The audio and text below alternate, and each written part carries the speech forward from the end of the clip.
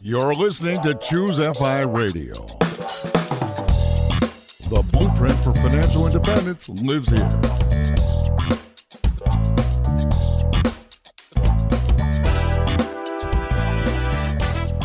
If you're looking to unlock the secrets to financial independence and early retirement, you're in the right place. Stay tuned and join a community of like-minded people who are getting off the hamster wheel and taking control of their lives in the pursuit of financial independence. Choose FI, your home for financial independence online.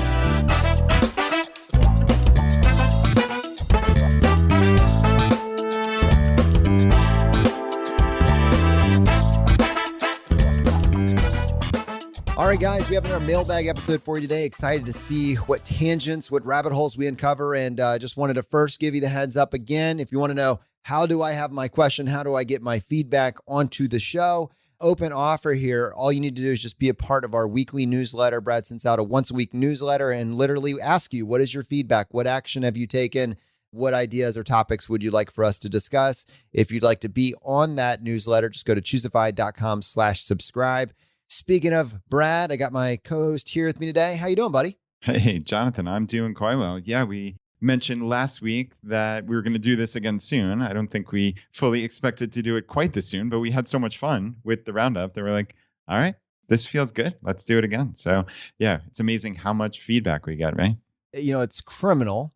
I mean that word is criminal to not share all the feedback that we get, because Brad, going back to the very origins of the show, you described it as, it's a virtuous loop, a virtuous cycle. And you put something out in the universe, people do their version of that. And to be honest with you, they take action. That's where it ends on most blogs, websites, etc. I remember being inspired back in the day by Mr. Money Mustache's blog and reading, an article that he had done an incredible job putting together. And there would be hundreds, if not thousands of comments, but you just got tired of clicking. You would get value from a few of them, but you would get tired of clicking, to go read page after page. So these great ideas are just lost to the comments section. And we talked early on, how can we bring or feature some of these? And so I guess let's start there, just because I know you got an email about a comic book collection that I know resonated and sparked something in your own personal life recently. Yeah, this was interesting. So yeah, unfortunately, I don't have the exact email to read verbatim, but someone wrote in saying they were talking about how asset prices have been going crazy for everything, right? And we've seen that with housing prices, right? You've seen that with stocks. It seems like asset prices are going up for everything. And this person said, "Oh, I have this old baseball card and comic book collection, and I didn't think it was worth anything. But then I looked into it, and lo and behold, it was worth something like $30,000 or something crazy like that." So that, again, that's from my recollection, but I'll tie this into my real life. And I try to put together just like these little pieces of information when I hear them. So I got this email, which obviously piqued my interest. I also had been following that guy, Gary Gary Vaynerchuk, and he was talking about sports cards for like a year now. I'm like, what on earth is he talking about? It just seemed very out of nowhere. And then I listened to a podcast that I actually really like. It's a business podcast by the odd name of Animal Spirits.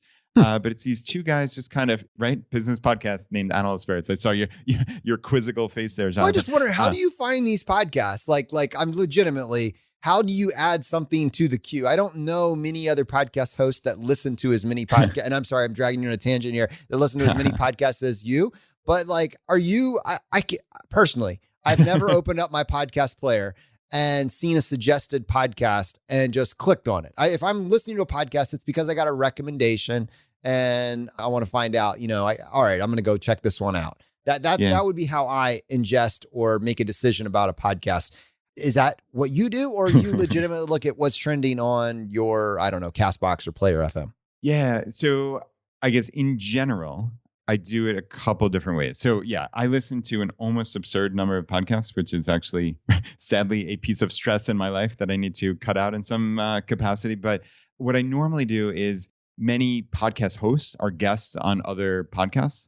Okay. So I will hear them as a guest and I'll say, oh, that guy or girl sounds really, really interesting. Hey, maybe I should subscribe to their podcast. That's an easy way. I do kind of look at, because as you know, Jonathan, finding a podcast is really, really difficult. I mean, there are a million plus podcasts, and unless you know the exact name of it, it's very difficult to find. So I just kind of look through the top 100 list of business podcasts and overall podcasts and just say, oh, does that sound interesting? Is it worth trying? So those are generally speaking the ways that I go about it. But I think in this case, I could be wrong, but I'm 99% sure in the case of Animal Spirits, our friend Chris Hutchins, who actually just started a podcast called All the Hacks, he told me about these guys who do Animal Spirits, and he gave me a particular episode to download, but I like the podcast so much that I just subscribed to it. So there you go. Animal Spirits, your business podcast of choice. So very cool.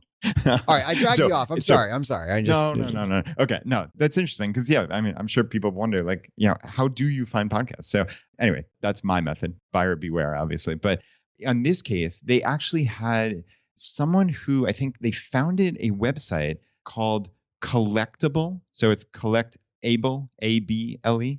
So kind of an odd spelling of it, and it winds up and. I'm not giving investment advice here. This is not something I've invested in at all. It sounded interesting. It was basically saying, okay, sports cards have risen in value dramatically. Most people can't afford a $800,000 Michael Jordan rookie card, but could you fractionalize it and basically own like akin to a stock, like a percentage ownership of that card? And now there's a lot of details. I'm not talking about this site in particular. I'm not invested in it, not giving advice, but they store it in a vault and they split it up into $10 share prices, et cetera. So anyway, I went to the website. It sounded interesting. And I looked at a card. I'm like, oh, wow, I have that card in my basement. And it was a 1980 Ricky Henderson rookie card. Ricky Henderson. Yeah. Who is, an all-time Hall of Famer and star. And in his old school Oakland Athletics jersey. And Jonathan, the crazy thing was the card was going for $145,000. So theirs is in a vault surrounded by melted glass. Yours is inside of a Tupperware jar. Yes. Yeah, Tupperware. Mine is in a cardboard box down in my basement. Yep. Yeah, not all that far off. So, it's funny. I don't think, again, I've ever mentioned this, but I used to work at a comic book and baseball card store when I was a kid. I was like 13 or 14, and that was my very first job. So I actually have a lot of old school from the early 1990s, late 1980s baseball cards and comic books. And I always kept them in really good condition. Because again, I worked at a store, so I knew what to put them in, how to store them, et cetera. But for decades now, I've been told these things are worthless. Every time I look them up in like whatever it was, the old school like Beckett sports card guide, it was like, oh, your 1985 top set is worth $3.50. So, it was something absurd. And I think only in the last year or two have sports cards been on this meteoric rise. And, we can be dubious as to why the heck that has happened. That's a whole separate podcast. Let's not even maybe get into that unless you have a burning desire to do so. But it intrigued me. I'm like, so I went down and I pulled out all my baseball cards and comic books, and I kept picking out these cards that were like, holy cow, these cards are potentially really valuable. I've got like a Barry Sanders rookie card, a Scottie Pippen rookie card. I mean, old school, like in really, really good shape. Troy Aikman, I'm going through my list here. So I'm literally looking at the card. Jerry Rice rookie card. So all of this stuff. And it's like, okay, what are these things worth? Do I have to get them in a safe deposit box, which I am doing. So these things are not lying around at my house anymore. But the interesting thing that I've learned, and I will be quiet here, Jonathan, and let you interject for since I'm sure you have a bunch of questions, but it's all about getting these cards graded. Okay. So there's a grading service that basically, if they're graded perfectly mint, a 10 out of 10, they're worth a fortune. Like this stack of cards that I have is probably worth more than my house. No joke. But if they're even like a 9.0, then they're probably worth maybe 10 grand at most. So it's insane, which is not bad, right? It's still found money, but it all comes down to this grading. All right. You have given me so many like rants and rabbit holes and places to go off the rails here. Yeah, Please don't go on a rant. No, I got to. So many. All right. There's like 9 different directions. I'm trying to pick which one to start with. So one is collectibles in general have always like baffled me. Totally and I'm not putting yours in the same category as Beanie Babies, but Beanie Babies baffled me. They did. They totally baffled me. All right. And clearly Beanie Babies are not the only collectible. Sports cards it's been happening for a very long time. I am genuinely curious why they are valuable at all. And then, well, that's not totally it. I understand that to some varying degree, but why baseball cards? Like, do we know, like with all of these, how many of these cards were actually made? Like, is it a supply and demand? Obviously, how far the player actually went. Like, yes, the condition is one thing. That's a great question. I actually have an answer. Great. So I think this is actually precisely why, if it's a 10 out of 10, then it's worth something. And if it's even like a near mint, it is worth a tiny, tiny, tiny fraction. Because to answer your question, I don't think we know how many were actually produced on the front end, but we do know how many exist in the world that are graded 10.0. So it is truly a scarcity issue. Okay, so regardless of whether there are 5 million Ricky Henderson cards from 1980, there are only, and I'm making this number up, but it's not that far up, there are only 7 in the world that are graded 10.0.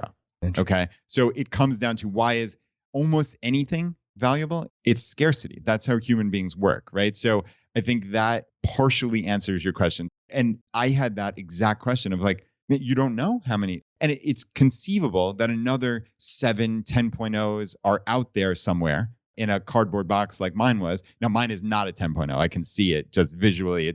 It's pretty close, but it's not. And again, that means it's not worth 140. If it's worth a couple thousand, it would be a lot. So, I'm tempering my expectations here. I don't have any reason to believe this is worth a fortune. Before you send this off to a grader, in your mind, what score are you giving this collection of cards that you have?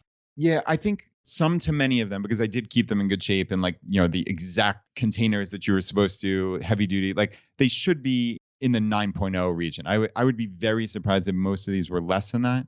This Ricky Henderson one is actually, I can see a visual defect on it, so it's not going to be that high even. But yeah, we'll see. It wouldn't shock me if one of them came back at a 10, but that would be 1 out of 30 cards that could potentially be valuable. All right, this sets me up for my next rant, which is like with most collectibles, and I'm thinking specifically of like action figures at this point. So forget Beanie Babies, leave Beanie Babies. Let's move to the action figures, which most of us were guilty for, whether you're talking about Teenage Mutant Ninja Turtles or little Batman action figures or G.I. Joes or whatever. Star Wars, yeah. Anybody?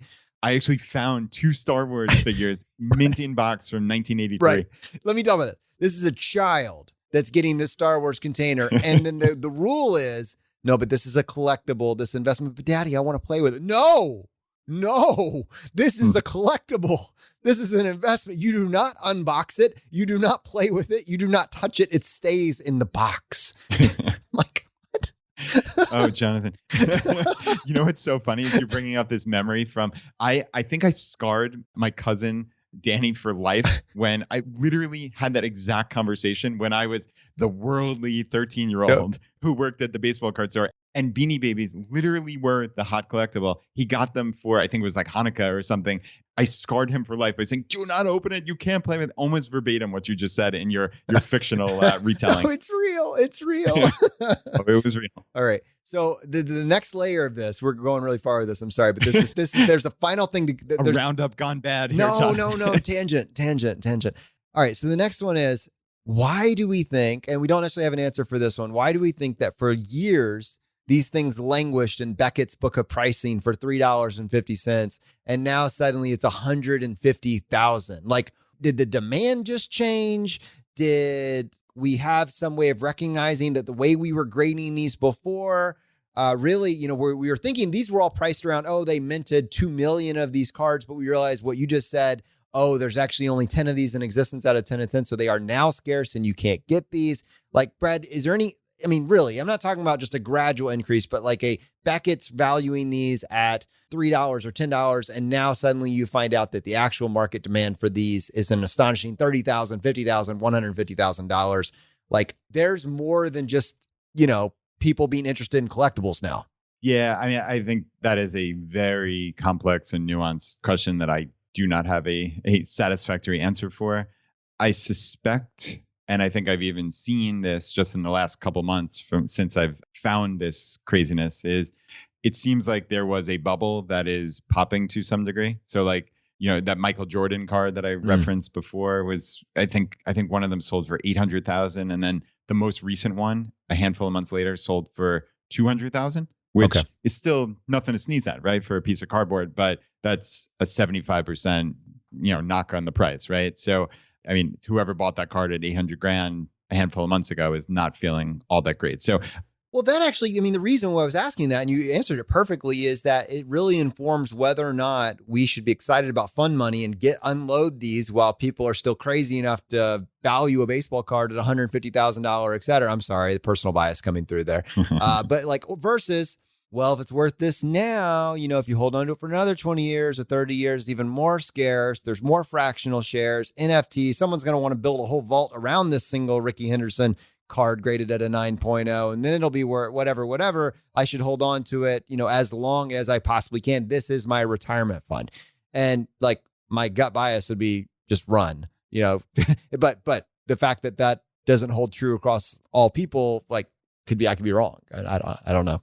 Yeah, I mean, it's hard to know, right? I mean, but that's the beautiful thing about even down to this, about the old adage of personal finance is personal, right? I mean, we're talking about baseball cards. You wouldn't normally consider this personal finance, but it's money related, very obviously. And, if this is something that you just think is worth absolutely nothing, then of course you're not going to put your money into it, right? Like my bias is similar to yours, which is, man, if I could cash these things out for any kind of money, things that have been sitting in my basement for a long time, and you I can thought actually were worthless. justify to Laura why you stored them in the basement, taking up space for this long. You're like, see, this is why you should enable my bad habits of, borderline hoarding here with the cards. Yeah, seriously, that would be a very nice moment. But yeah, I mean, there, and this is not to say that all things that people place value on that aren't just traditional real estate or stocks or businesses, like, have no value. It is truly in the eye of the beholder. Like, I can't imagine spending millions of dollars on a piece of art, right? But there are many people that do and place value on that precisely because of some combination of scarcity.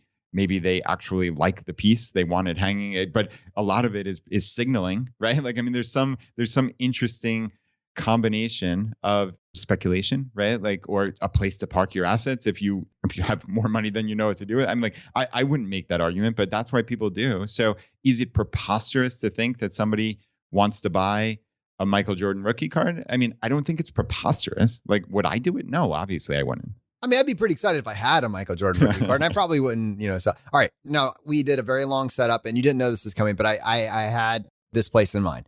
All of this leading to the idea of beware of false scarcity. Beware of false scarcity that has 100 years of marketing behind it. All right. So this is one, where I'm going now. Tell me you're going with diamonds. I'm going with diamonds. We're going Oh, baby, there. I knew it. All right.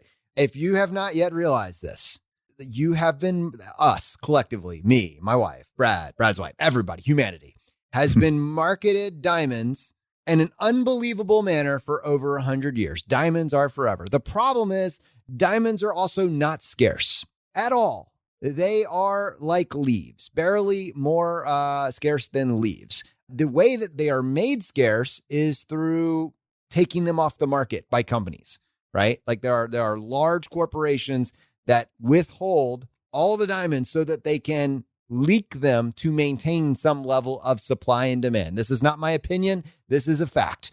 And I say that because people get very excited and fixated about their diamonds and how much they spent on those diamonds. You have been played.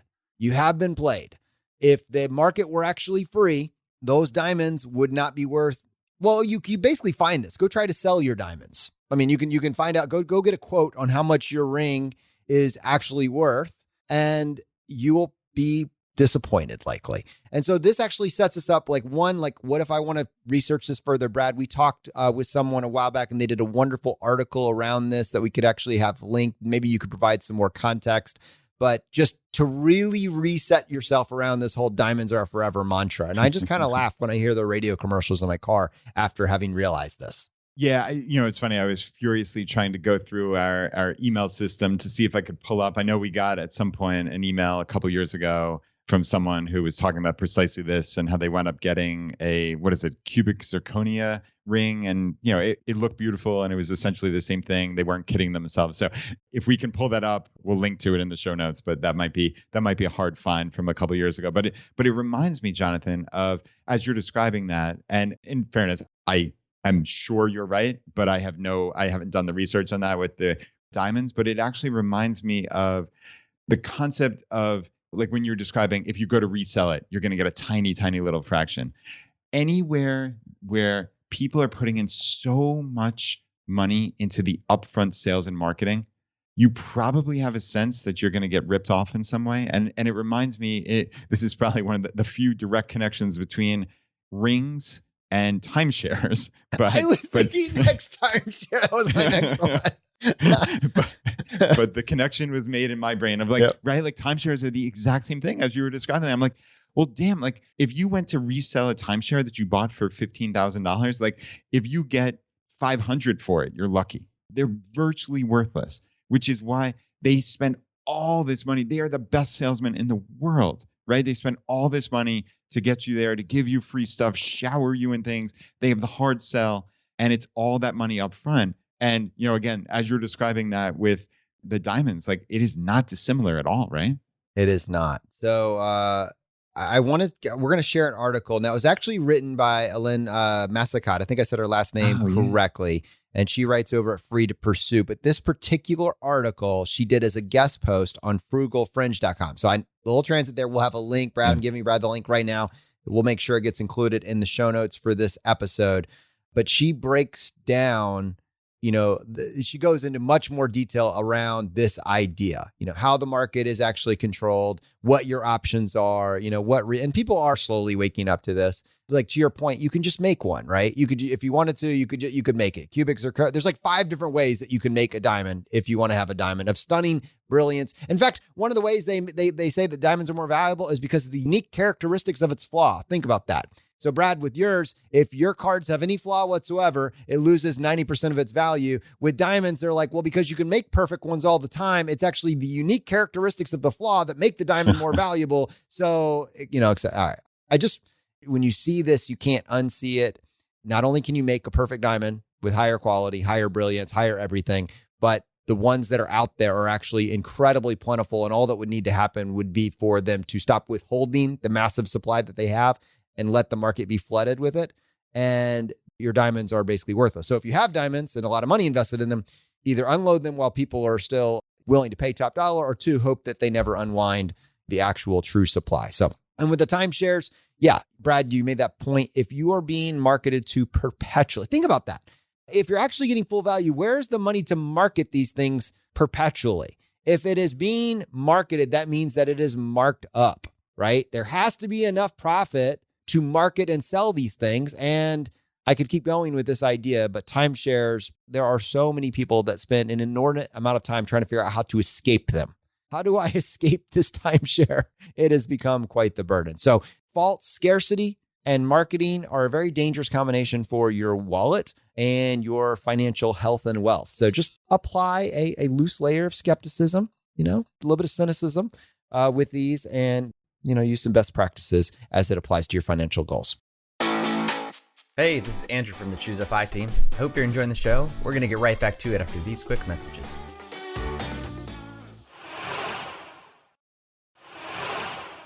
All right, Brad. Well, we have spent a decent amount of time there. Once I got the bit, I couldn't let go of it until we went farther down the diamond rabbit hole. But why don't we move back to the mailbag?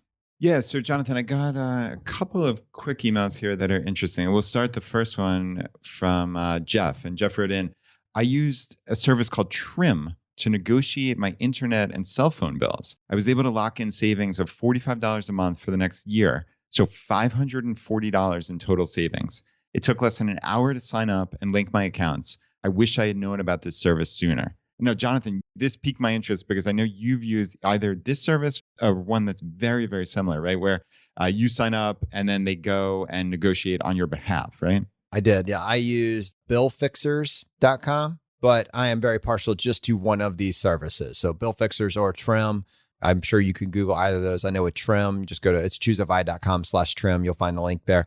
But yeah, I mean, to your point, all of us have regular recurring utilities. And what I love about these is that they actually will proactively do this on your behalf. So they put little tasks in there. This person, we renewed their contract for their cable package in 2020. All right. We know that they had their rate locked in for 2 years. Why don't we proactively go and negotiate on their behalf? And so you'll get an email alert for them at the end of that stint saying, hey, we're going in and we're renegotiating for you. We're going to get, some sort of alert about two-factor authentication.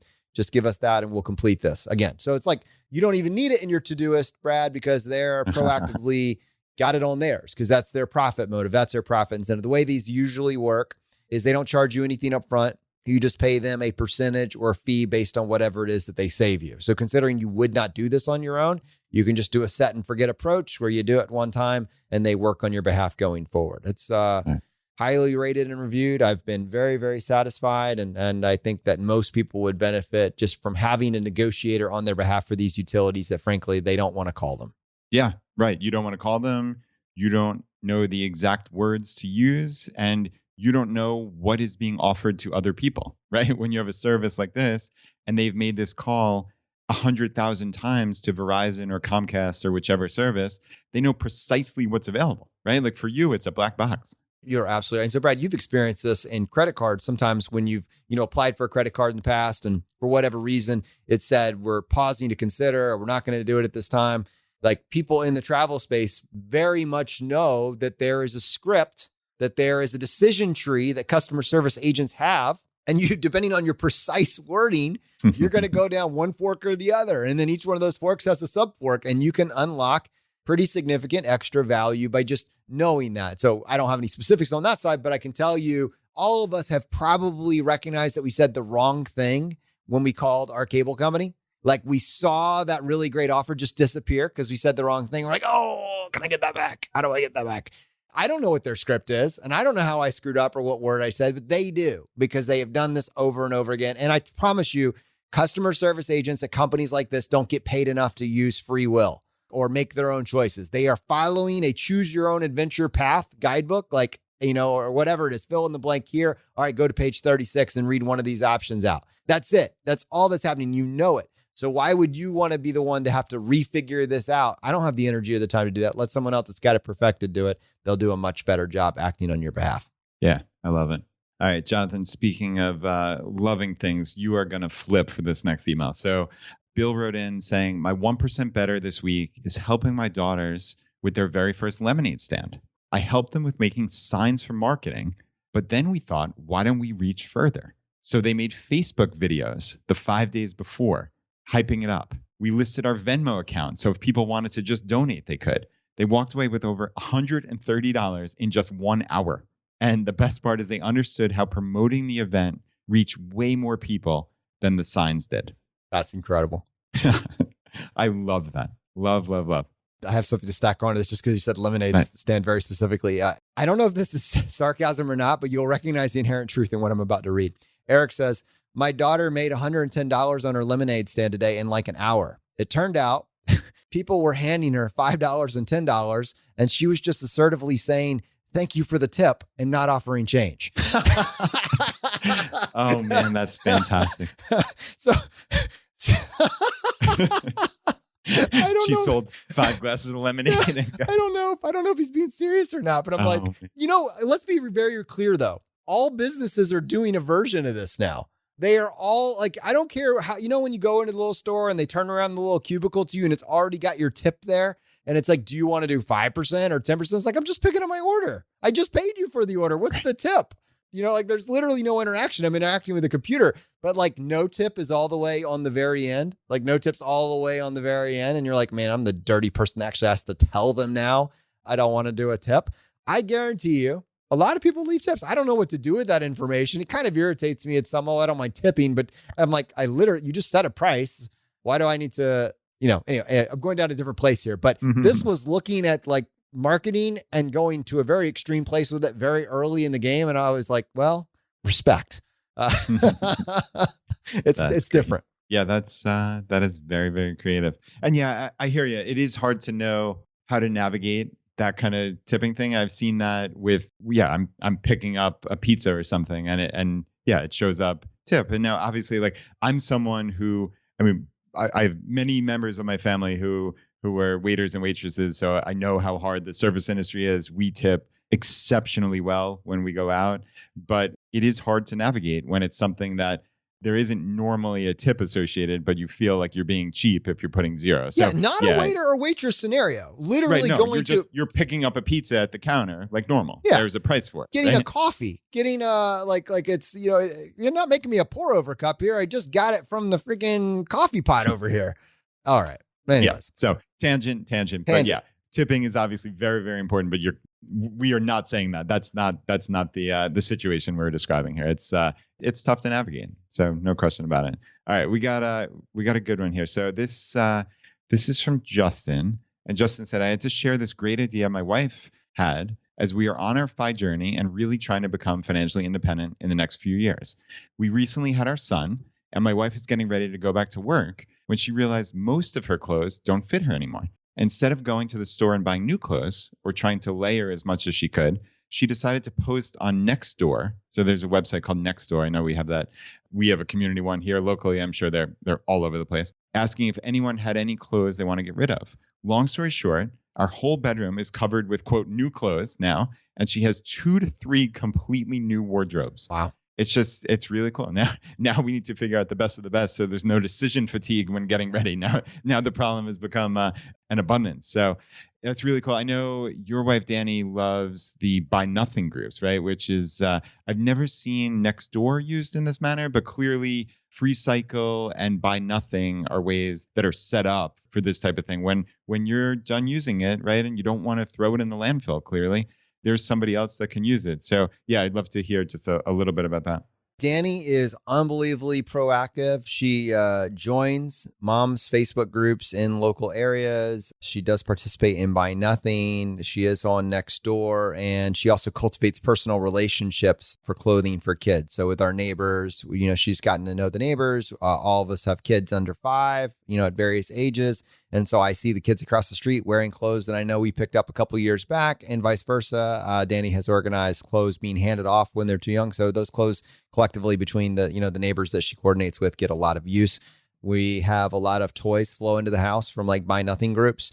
And I also see toys disappear sometimes as well. So, there is a way to circulate these things. I tell you, my kids just get bored of toys. Like, you know what I mean? Like, it's always a new toy. It's never the toy they had last week. And so we actually got a great tip from Jillian, host of the Everyday Courage podcast. And she was talking about with a large family, just, it's minimalism by necessity. And one of the things that she did is when her kids were not valuing or not enjoying or appreciating the toys in any way, she would just, while they were asleep, come down with a big, Tupperware. I guess, I don't know. I feel like I've said Tupperware recently 2 times. I don't know where is that the right term for this? It's not Tupperware. It's like tubs, those Rubbermaid big tubs with Rubbermaid tubs. Rubbermaid tubs. I'm sure other people make them too, but for this. And she just bundles it up like 2 or 3 of these, and she gets them into the attic. And so they end up with like 25, 30% of all their toys at a time. And then as the season switches, suddenly the kids get to see the tub come back down. And what do you know? Suddenly they appreciate this toy, that they haven't cared less about 3 months ago. Now it's a new one being entered in. So Danny does something similar, just kind of rotating them in and out and getting more enjoyment out of it. The one thing that my wife does that is just amazing is the joy that she and the kids get out of cardboard. No cardboard comes to our house without getting repurposed. And whether she's making like some sort of Halloween outfit out of it, or a fort or a submarine or whatever, people who follow her on Facebook are pretty quick to notice that the cardboard is well purposed in our house and usually doesn't escape before being covered in duct tape. Yeah, it's amazing how much usefulness you can get out of cardboard. That's for damn sure. I've seen Danny walking into your house a bunch of times with these just crazy projects. She's incredibly resourceful and just has an amazing imagination. I can't imagine what your kids' imaginations are like. Yeah, it's fun to watch. And I'm definitely proud of kind of watching their creative spark get lit, and excited to see Danny working with them. So That's stuff. Super cool. All right, Jonathan, we got an email here from Rachel. And I thought this was so interesting because it's kind of a little rethink on how we normally phrase the conversation, but it ties very precisely with how I think you and I have evolved the message of FI, which I think a lot of people say, oh, that's not FI, right? Yeah, I hear that ridiculous, like, oh, you're spending more money. Oh, that's not FI. As if the only way to be on the path to financial independence is to just live in deprivation and cut ruthlessly. Like, you and I have rejected that wholeheartedly. And we've said, you spend money on what you value. And I think that's where Rachel's email comes in here. And she said, this week, my 1% better involved deciding to spend more money on convenience services, and I have zero regrets. A couple of weeks ago, we learned that my husband will be deploying with his National Guard unit on October 1st for over a year, about 5 weeks after our second daughter is born. While this will obviously bring an immense amount of challenge into our lives, financial matters won't be a part of it. Because of the financial space that we've created in our lives, the change in income won't have a negative impact on our ability to live day to day, and will even provide for an increase in, quote, convenience spending while he is gone. Having the flexibility to hire out lawn care, snow plowing, and cleaning in our home without a financial burden will be extremely helpful in reducing my workload as I navigate being a new mom to two on my own, and allowing me to focus on what needs my attention the most, our girls. It's not a typical 1% better for FI, but it is absolutely a value choice that will make our time during deployment better by much more than 1%. How great is that, Jonathan? It is. You were saying this earlier, and I know we both resisted carving out fat FI as its own unique thing, or lean FI as its own, unique thing, or it's just you're pursuing financial independence. Yeah, some people are going to spend more, some people are going to spend less. It's an equation. And to say like, well, we're just pursuing lean FI is like assuming that like the equation always stays the same. Everything stays static. When you embrace this idea of aggregation of marginal gains, you might have more control over spend less when you get started, and you might have more control over, just optimizing what those investments are, but you create some space. And if you've written off earn more, well, that's writing off 1/3 of the equation. It might not be right for this moment in time, but as you get more ideas and you figure out what works for you, maybe you do embrace earn more. And so, I think people are real quick to put themselves into a little box on what their flavor of FI is. And I would just say, well, maybe, but it's a stage of life. It's a season of life, right? And there's amazing stuff to be learned from people that are spending incredible, vast amounts of money on what it is they value, but the equation still works for them. And there's incredible value to watching how people are able to get more for what some people would consider way too low an amount. It can act as an anchor on both sides. And, I can't tell you how many people I've talked to that they are past the point of ever needing to worry about how they're going to fund their expenses for the rest of their life. And they're afraid to spend the dollar. And now they're operating from a place of fear. And if you're happy, that's great. But if it's causing its own issues, then you would benefit from seeing other people that are on the path to FI that are comfortable spending more. So I don't know. It's so hard to give that one answer to that one person, but it's important. I think that we're all in this together, and we're living our lives out in front of each other while recognizing that there's nuance here. And I think this is one thing that people struggle with kind of like this baby step approach, is that it's going to always look the same forever. You have to be on these 3 steps, and then you just do this, and then you do this, and you can never use a credit card. And that doesn't make sense. It's not logical. Like, we have a goal. Our goal is to get to the place where we're financially independent. It's financial independence over your whole life. And there's nuance. Yeah, there's nuance. And frankly, spending money can be a good thing, right? It doesn't have to be an evil. I think it's condemned so much in some of these circles, right? Where, like I said, again, that ridiculous, that's not FI. I reject that completely. I mean, there are times where spending money on conveniences just simply makes your life better. If I value my time with my kids, an hour with my kids at, I don't know, I'm just making it up, at $100 an hour, and it's going to cost me $12 an hour to pay somebody to do something. I'm just making up a fictional thing here. Of course, I'd rather spend the time with my kids, especially if my time was scarce, right? If you reframe that to, okay, what would I rather be doing, and what could I pay to get this done for? Well, I mean, that might change the game. And even down to something that might seem frivolous. Like, Jonathan, recently I've been trying to experiment. I think we talked about this with Jillian when we had her on a couple episodes ago, of just kind of like random everyday adventures, even when they're not massive things that you would consider an adventure. And I recently saw a friend at the pool who had the telltale signs of that that cupping therapy. You know that thing? Like if you ever watched the Olympic swimming, you see these crazy marks on people's backs. And she was telling me how it's made her, she was near surgery. And, of course, this is an anecdote, please, anybody in the medical industry listening to me, just close your ears for a second. And she had a fantastic time, and it's really helped her dramatically. So I'm like, you know what? I've always wanted to try that. What would it hurt? Right? It's going to cost me $70 or something. Did you? Well, you had started this story before, but you hadn't done it at that point. Have you done it yet? I have done it. So yeah, I actually went back for a second round recently, but I have felt fantastic. For the last couple of years, I've had neck and shoulder pain to the point where I would need to go to the chiropractor fairly often, which is an expense, obviously. So I haven't been to the chiropractor in months now. And while, of course, I can't attribute it directly to this, and you can do whatever you want. Yeah, that's true. And in your mind, you're attributing it directly to this. Just say it out loud. I'm directly attributing. Yeah, and it could be a placebo and all that stuff. But I feel fantastic, Jonathan. I feel great, and it's like an hour massage and this cupping therapy, and I walk out of there feeling like $1 million. It's fantastic. I think before I went to these two, I'd had 2 massages in my. No, actually, that's not true. I had 1 massage in my entire life. So this is now 2nd and 3rd in my entire life. And it feels great. Yeah. So we have some confounding variables here. Was it the massage or the cupping? Right, but either way, yeah, it's a little bit of form of experimentation. Right. And what's the downside? Sure. Is it a frivolous expense? Yeah. I mean, I guess, I could obviously cut it out and my life is not going to be like appreciably worse, but it didn't hurt me at all to spend that money. And I feel great. And again, even if it's a placebo, I feel fantastic. So I'm not complaining at all. So anyway, long story short, obviously, Rachel's example here is much more pertinent than mine, but spending money is not always a terrible thing. And I think if a lot of us can internalize that, I think we'll give ourselves a little bit more grace, a little bit more slack to just say, you don't have to beat yourself up about every dollar you spend. I think, Jonathan, that's something we're trying to get across here at Choosify is you don't have to beat yourself up. This is not the place for that. This is a community of people trying to live better lives.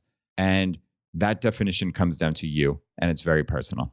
All right, my friends, thanks for joining us for our mailbag episode. Let me just encourage you again, if you have a comment, you have a question, you have something, a win you want to share with the community, we would love for you to join us on these conversations. And the easiest way to do that is just to be a part of our newsletter.